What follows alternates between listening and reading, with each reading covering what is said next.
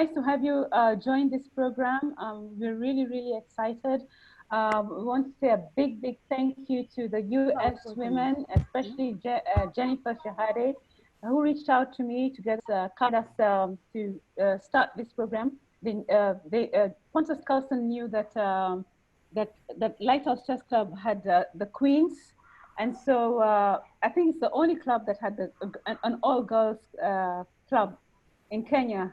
And so they reached out to us, and we were able to expand it to the whole of Kenya. So Jennifer is going to be taking us through the session. She's a grandmaster. These trainings are going to be done by hopefully top senior players all over the world, led by the US grandmasters. And I think we are really, really privileged to have such attention and such an opportunity. So without taking up too much time, I'd like to hand over to Jennifer, and towards the end of the session, we are going to have the question and answer session. So over to you, Jennifer. Thank you so much. Oh, thank you, Judy, and for everybody for coming. One thing I'm really excited about, which I think probably Judy already shared with you, this session, I get a chance to meet all of you, but we're also going to have a future session where we're going to also bring in a lot of my American girls, and we will all learn together. So that's going to be really awesome. So today, I know that everybody's at a different level. I decided today that we would take a look at one of my favorite topics, which, like most tactics in chess, really most themes can be applied to any level. It's just a matter of how complex they are and how deep the position is. Okay, so the theme that I'm going to go over today is about back rank checkmates. And can you guys all see my screen? Yes? Okay, wonderful. So I'm going to show you a memorable example from one of my own games here. I was playing white. What do you think the best move is here for white? Notice this pawn on h6, very nicely keeping the king penned in.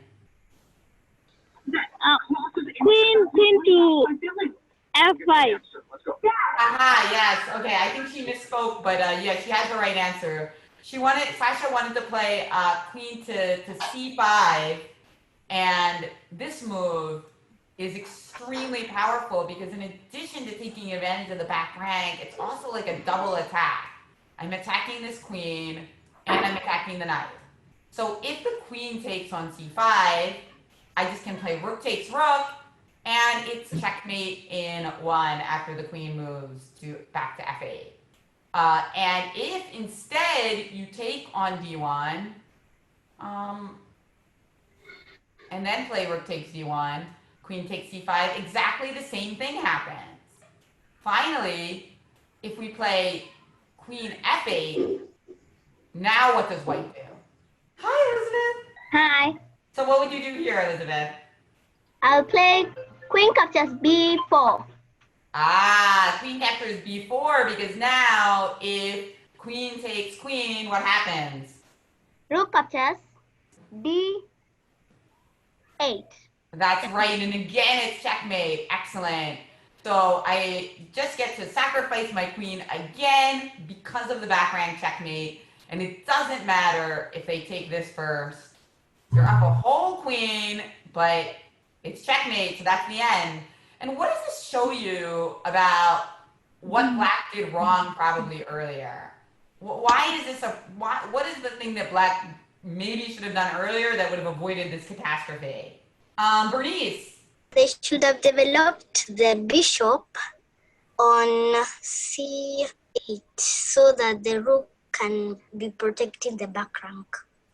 Exactly, beautiful. So the problem is the pieces are not developed, and particularly we call it the connection of the rooks. There's no connection of the rooks, so it leads to these types of tactical ideas.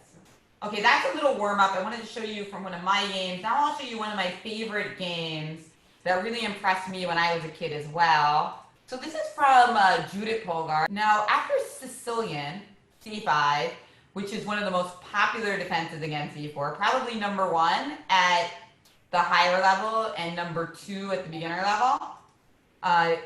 What kind of moves do you guys like here? So Judith played the most aggressive one and the one that most of you play, so very good. Most of you, if you can see the poll results here, most of you chose knight to f3. Oh, sorry. And the idea is often to play for d4, but here she actually mixed with some of the other ideas, bishop b5. So one of you voted for playing bishop b5 in the Sicilian, so you can say that you also were channeling Judith's ideas. Vanchi says that she's a beginner and she's not sure which line to play. That's totally fine. Honestly, if you're starting out and you're not sure what to do in an opening, one really good approach is just to play a line that involves a lot of quick development and castling. And so this is definitely one such idea. So g6 played here by black. And now Judith castled. Of course, it's our favorite chess move. And now after bishop g7, c3. Why putting the pawn to c3?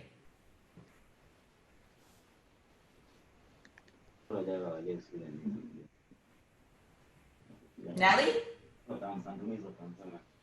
Excuse me, teacher. Yes. Victor? Because Victoria? No, I think she's using her father's gadgets. Kindly introduce yourself, please. What's your name? Abigail. Abigail. Great. Yeah. So Abigail, why do you think she played c3? A4. Yes, okay. So because she wants to play for d4, exactly. So c3 is a move trying to control the center and get d4 in eventually. So it's a really nice move. e5 was played to prevent it, but Judith went d4 anyway, and this is a pawn sacrifice. And now I have another poll for you because she is down a pawn. She can't recapture. This bishop that's fianchetto protects the pawn. And I am going to ask you what you would play now as white. Abigail, what would you do? You capture the pawn with the queen, then you can go to e5, then you check. What's wrong with capturing the pawn with the queen? What happens then? Move the queen now to e5. Well, the problem is it's black's move. So what would black do now? What would black do now? Black would capture the queen. The queen. Exactly, right. I'm not sure if that was Bernice or Elizabeth, but yes, exactly. So you can't do that. What was your idea, Elizabeth? Did you have a move here? Sure. I think bishop on f4. That's a good move. That's not what she played, but I do like that move. Judith instead decided to play e5 right away. Now after e5 right away, what's the idea? What happens if bishop just takes this pawn off? Now what would happen? Why would that be a bad move? You can pin it with the rook. Rhea, okay, wonderful, Rhea, indeed. Rook e1. And then if we try to defend the bishop with f6, what would you do now, Rhea? Let's see. Vanchi, do you have a move? Yes. What do you want to play? You'd take your queen and capture the pawn on d4. Okay, that's a really good idea because now this bishop is pinned, so it can't move. If I try to move it, it won't let me because the rook would be checking the king, right? So not possible. Good idea, but we could do even better. f4 is the move, and now the point is the bishop is worth 3 points, the pawn is worth 1 point, so we're taking a valuable piece worth 3 points, and we only have to give a pawn for it because you can't move the bishop because the rook would then be checking the king. So that's excellent. That is why Judith's opponent did not take the pawn on e5 and instead played knight e7. Now bishop g5 castles, queen takes d4, knight c6 were all played. Now this bishop is in capture. So you got out of the pin in a clever way. If I take your queen, you take my queen, but not only do you take my queen, but you're threatening my bishop, you're threatening knight, trapping the rook, you're threatening this bishop. So this would be really bad for white. So instead, Judith played queen h4, and now queen b6, knight c3 developing, and bishop takes e5. Now what is black's threat? If it's black's move here, what can black do?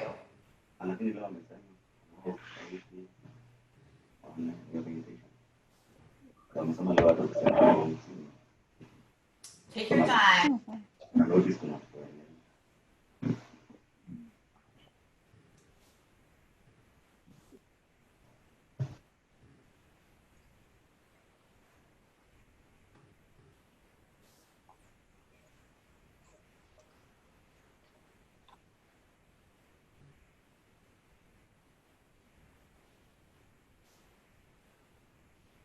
What would black do if it's black's move? Got an idea? We have 3 hands up, Sasha, Valentine, and iPad. Who's iPad? Let's see. Let me unmute iPad. iPad, you want to speak? There you are. Hi, Hi. my name is Neema. Hello, Nelma. So what would you do here? I'd capture the knight on c3.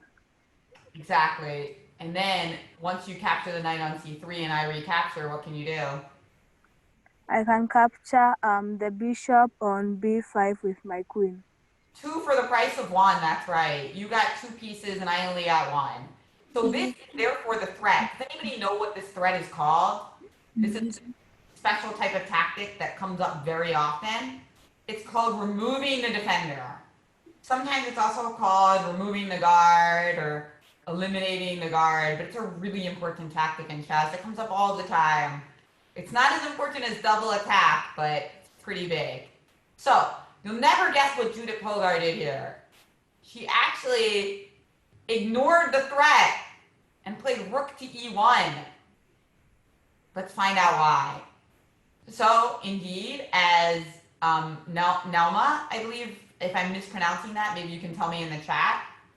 Bishop takes c3, as Nelma suggested, pawn c3, queen b5, and now black is up 2 pieces. I mean, is up 1 piece because they have 2 and white only has 1. So why did Judith do this? Anybody? Because we got 6 votes for bishop h6, but what about queen to h6? Did anybody try that? What would you do here after f6? Bishop x f6. Okay, yes, bishop f6. And then if rook takes f6, what happens?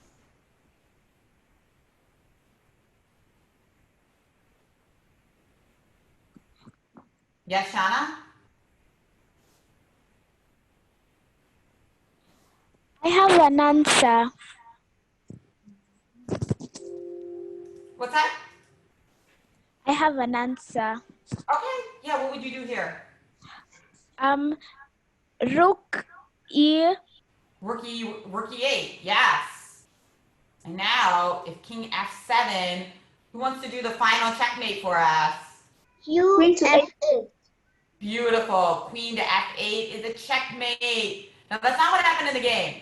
Because instead of f6, Judith's opponent played queen here, queen to f5, to try to prevent the bishop from coming to f6. Now, what can white do? Think this one over. This one is not that easy.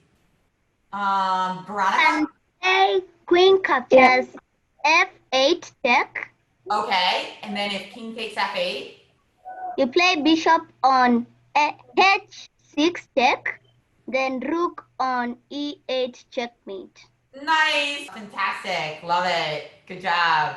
And this is a beautiful checkmate. So this was actually amazing because actually Judith saw all of this when she played this move, rook ae1. Can you believe it? So this is the power of visualizing. She visualized how the position would look after all of these moves take place. And this is why we say in chess that you have to look more moves ahead than your opponent, and that's how you win. So very, very good, Veronica. Fantastic. All right, I'm going to stop the screen share now and give us some time for some questions and answers.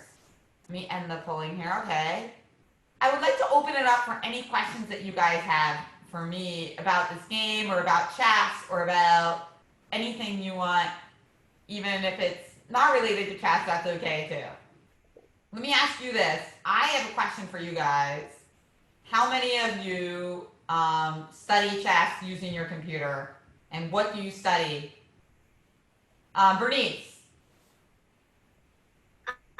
I study chess in my computer, and I always study the Sicilian defense and the Queen's Gambit accepted and declined. Beautiful. And sometimes games.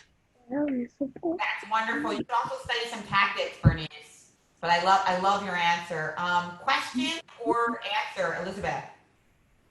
Elizabeth? Let us watch about pawn space, island pawns, and maybe isolated pawns. Oh, so you study isolated pawns? Okay. I would recommend to all of you, if you have access to a program that allows you to do puzzles and tactics, work on that. That's really good. Whether it's Chess or Chess Kit or chess.com. Elizabeth? Yeah. I love to solve puzzles because they help my chess and they help me to get tactics, and the puzzles are really good because sometimes when you're in a very strong place or a very strong position, you can see those tactics that you use them, solve them. Yeah. Great. I totally agree. Yes, I wanted to ask you, what's your name on chess? Oh, great question, Bernice. Jen Shahade.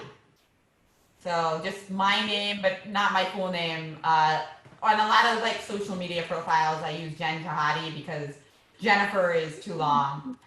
Are you a chess champion? Yes, I won the U.S. Women's Chess Champion twice. And yeah, so that was the biggest title that I won. I asked that who is your best player that you love?